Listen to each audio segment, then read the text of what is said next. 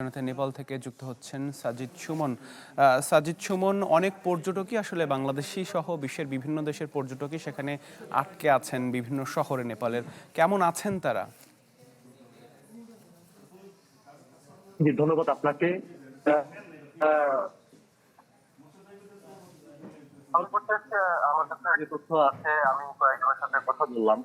এখানে পর্যটক যারা আছে, এখানে যোগাযোগের যে একমাত্র রাস্তাটি রয়েছে যে রাজধানীর সাথে সংযুক্ত হওয়ার, সেই রাস্তাটি বন্ধ থাকার কারণে পর্যটকরা আসলে এখান থেকে বের হতে পারছে না।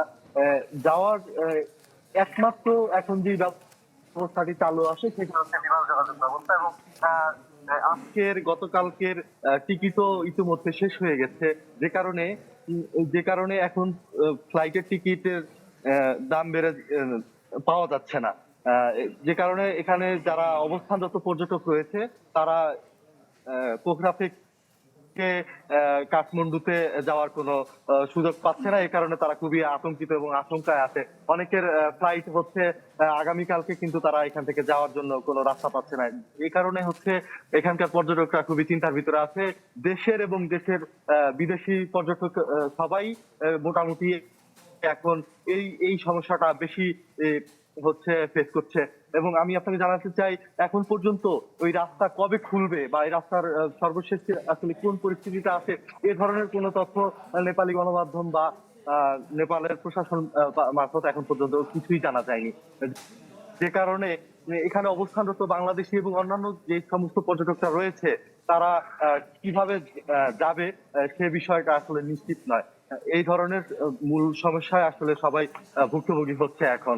এবং এই টিকিটের যে দাম রয়েছে, যে নেপালি 18,000 রুপিরও বেশি, এবং ইউএসডি 125 ইউএসডি ডলারের চেয়েও বেশি মূল্যের টিকিট। যে কারণে এই উচ্চ মূল্যের টিকিটটি অনেকেই হচ্ছে এই ব্যয়টা বহন করতে পারছে না। যে কারণে তারা আসলে কিভাবে এই জায়গা থেকে আসলে এই জায়গাটা ত্যাগ করবে, কাঠমান্ডু পৌঁছাবে বা তাদের দেশে ফিরে যাবে, সেই বিষয়টি এখন পর্যন্ত তারা নিশ্চিত হতে পারেনি। দূতাবাসের সাথে এই বিষয় নিয়ে কথা হয়েছে, তারাও এখন পর্যন্ত কোনো ধরনের সহায়তার কথা বা আসার কোনো কথা এখনো আমাদের জানাতে পারেনি। যে কারণে এখানে অবস্থানরত বাংলাদেশিরা এবং অন্যান্য দেশের নাগরিকরাও আসলে জানে না কিভাবে তারা এখান থেকে জি আসলে সুমন, অনেক ধন্যবাদ যুক্ত হবার জন্য। সাংবাদিক সাজিদ সুমন যুক্ত হয়েছিলেন নেপাল থেকে।